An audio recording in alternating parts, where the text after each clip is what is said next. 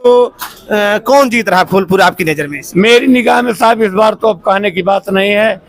केशव मौर्य ने जो बनाया था उसका लाभ तो मिला, लेकिन इस बार जो बनाया है उसका लाभ सपा को लेना है। अच्छा, इस बार सपा इस बार ले लेगी। ये बतावा, बोलने की अभिव्यक्ति तो समाप्त हो चुकी है। अब हम देशद्रोही हो गए। सही बोलोगे तो देशद्रोही कहे जाओगे। तो आपने मुझको देशद्रोही बना दिया। अगर मुझको जेल भेजा गया उसकी लायबिलिटी किसकी होगी? नहीं ये वकील साहब, आप ऐसा कहेंगे तो आम जनता का क्या होगा? आप लोग तो वकील हैं। देख क्या रहे हैं आप अपनी आंख से मैं नहीं कह रहा हूँ, आप देख के आप बोलो, आप क्या देख रहे हैं? नहीं सही।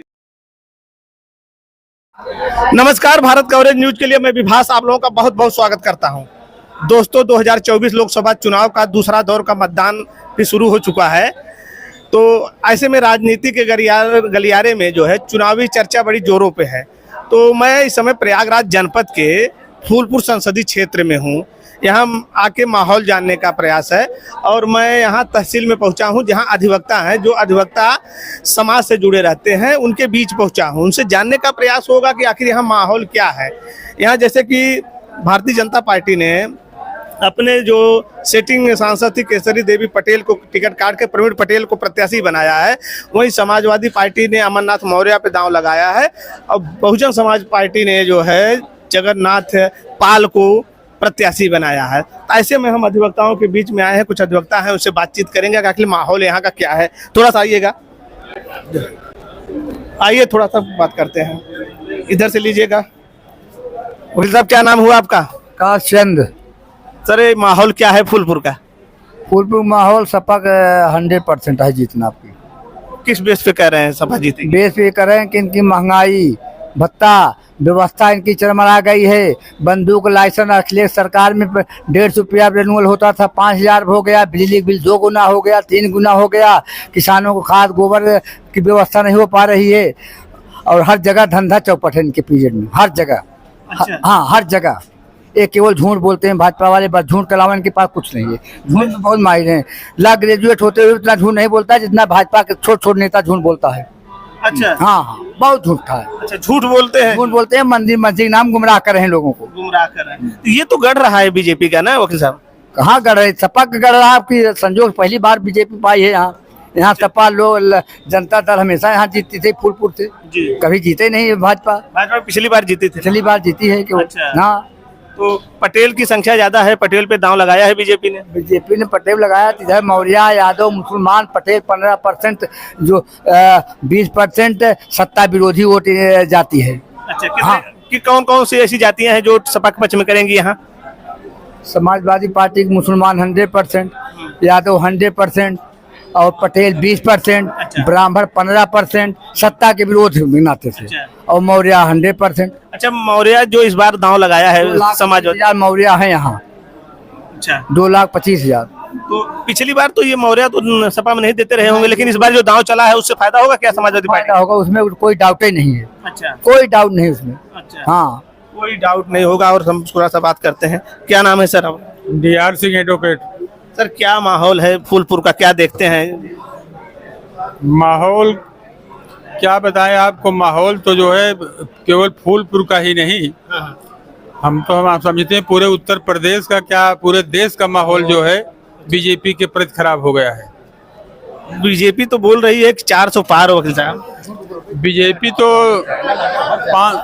तो 500 पार भी कह सकती है। अच्छा। हाँ, बीजेपी के अब तो 10 साल में लोग समझ गए हैं कि बीजेपी जो बोलती है उसके उल्टा ही होता है।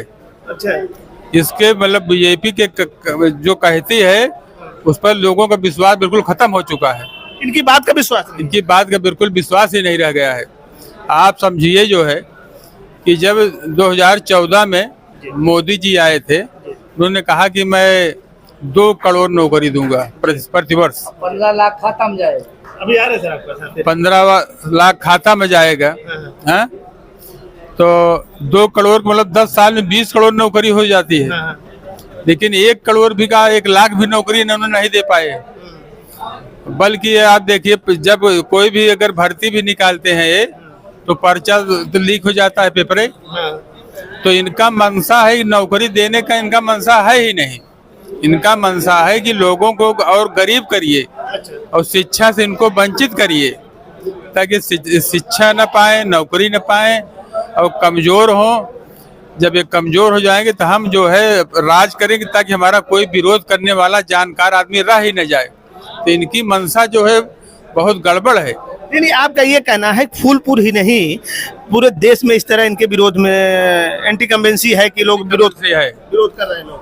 और फूलपुर में आप समझिए, फूलपुर में भी चुनाव आपकी सपा जो है बहुत अच्छे ढंग से चुनाव जीतेगी।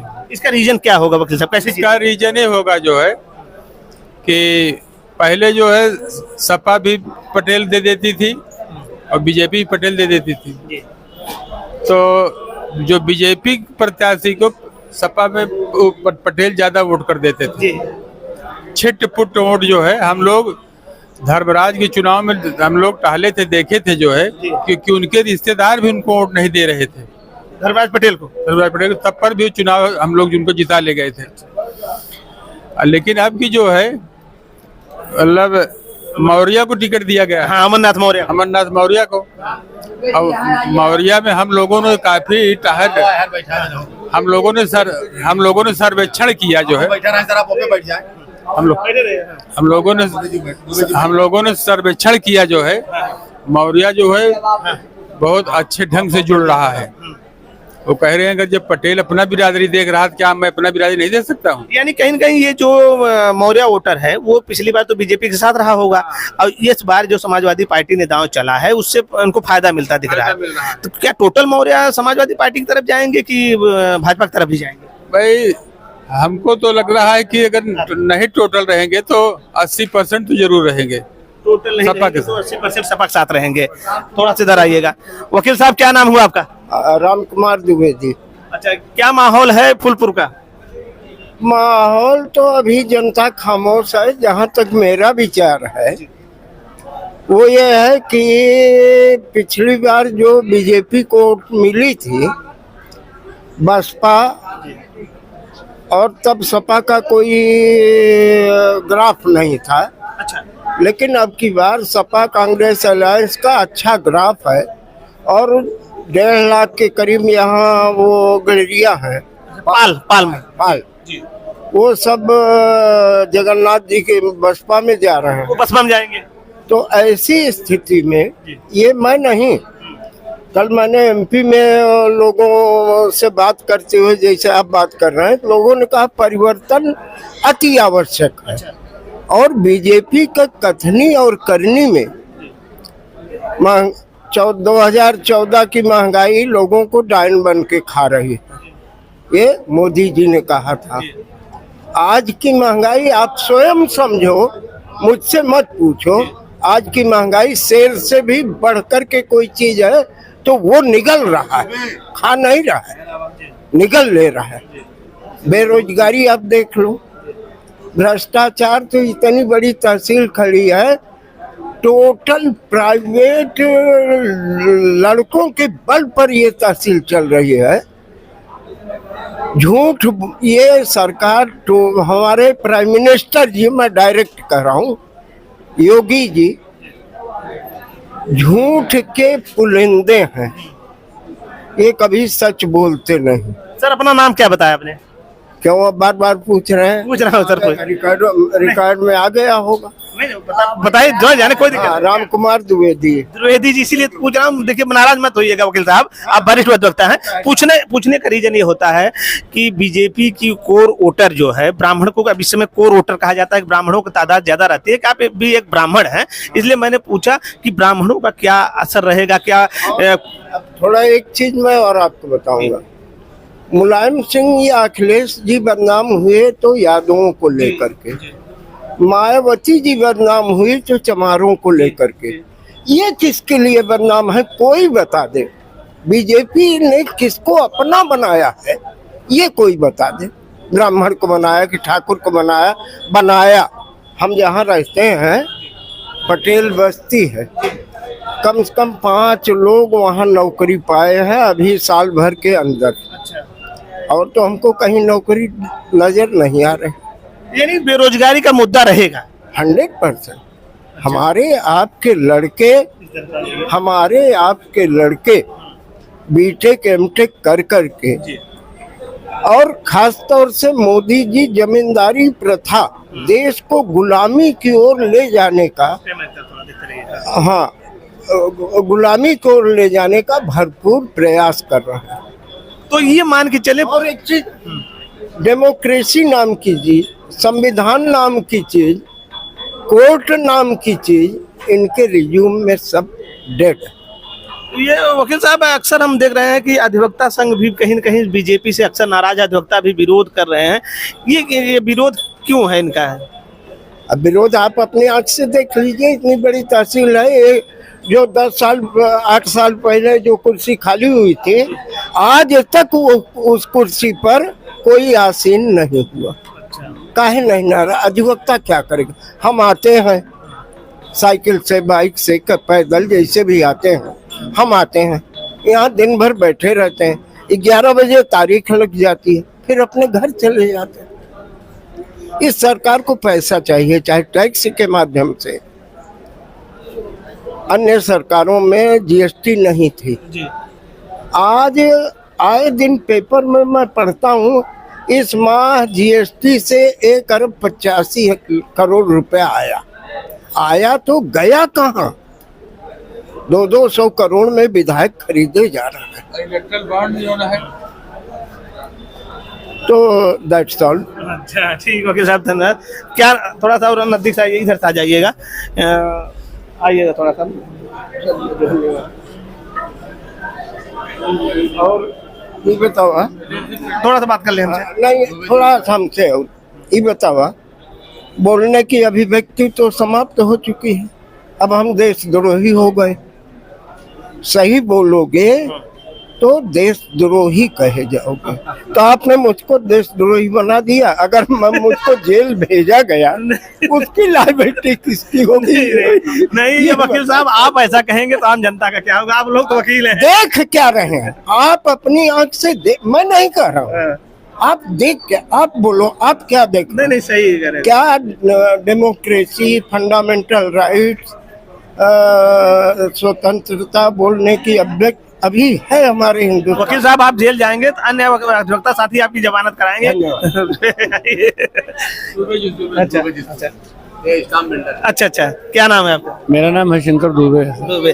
क्या माहौल फूल पर कर देख रहे हैं इस समय? माहौल क्या देखे सर, सरकार की नीति से जनता परेशान है। नौकरी चाकरी किसी को मिल नहीं रही है, पढ़ लिख कर के बच्चे बेकार घूम रहे हैं, कमाई का जरिया किसानों के पास रह ही नहीं गया है। सांड गाय सब खेती परेशान कर रही है। सरकार को 5 निगाह में आ गया, 5 किलो दे दीजिए, इससे खाएंगे लोग। तो 5 किलो एक परिवार कितना दिन खाएगा? हाँ, 5 किलो राशन 5 दिन खाएगा उसका परिवार, लेकिन 25 दिन क्या करेगा? तो नीति निर्देशक तत्व जो है वो तो गंदा है ही है। सपा की बारी है, इसमें क्या तैयारी है कुछ कहने की? सपा की बारी है, इसमें क्या तैयारी? लेकिन पंडित जी, एक चीज हम ये समझना चाह रहे हैं, सरकार तो कहती है ना कि सॉफ्ट हिंदू की बात करती है, कि हिंदू मुस्लिम करती है, कि हिंदुओं को मंदिर बनवा दिए। अब आप ये बात अगर कह रहे हैं तो मुलायम सिंह और अखिलेश जब आए थे तो यादवों के लिए जनता कहती थी कि यादवों के लिए मर रहे हैं। मायावती जब आई थी तो देश के लोग कहते थे कि हरिजनों के लिए मर रहे हैं। लेकिन ब्राह्मण की पार्टी कौन है? बीजेपी ने ब्राह्मण के लिए व्यक्तिगत क्या किया, इसको बताइए आप। मान लें हम, मैंने जो मुझे कहना था मैंने कह दिया, वो मुकदमा करा देंगे, जेल डाल देंगे। जेल मर्दों के लिए होती है। अरे इतना डर है कि आप बात अपनी मुझे कुछ नहीं, कोई डर क्या, आप अपनी बात रख सकते हैं। मुझे जन्मसिद्ध अधिकार है, मुझे मताधिकार करने का, प्रयोग करने का अधिकार, आपको अपनी बात रखने का भी, मुझे अपने बात कहने का भी अधिकार है सर। इसलिए जहां मेरी मान लीजिए बीत गई है, लेकिन जो नौजवान बच्चे जिनकी नहीं बीती है, इस महंगाई में आने वाले 10 वर्ष में क्या करेंगे और घर की क्या स्थिति होगी? अंतिम क्वेश्चन हमारा, यानी आपका ये कहना है कि जैसे और पार्टियों में जाति जुड़ा था, बीजेपी के साथ ब्राह्मण है, लेकिन बीजेपी ने ब्राह्मणों के लिए कुछ नहीं किया। क्या किया कहीं किया हो बताइए? कहूँ व्यक्तिगत ब्राह्मणों को अलग से नौकरी दिया हो, कोई फार्म दिया हो, कोई जाने आने का वीजा बना दिया हो, तो अलग चीज है, लेकिन कहीं ऐसा किया हो तो बताइए। भले भी कुछ भी किए हों सर, लेकिन हम तो दुखी हैं।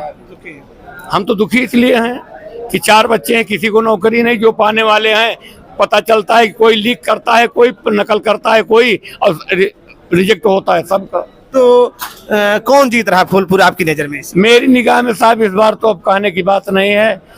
केशव मौर्य ने जो बनाया था उसका लाभ तो मिला, लेकिन इस बार जो बनाया है उसका लाभ सपा को लेना है। अच्छा, इस बार सपा इस बार ले जाएगी। अच्छा, वकील साहब क्या नाम हुआ? कमलेश कुमार यादव मेरा नाम है सर। तो क्या माहौल देखते हैं फूलपुर का?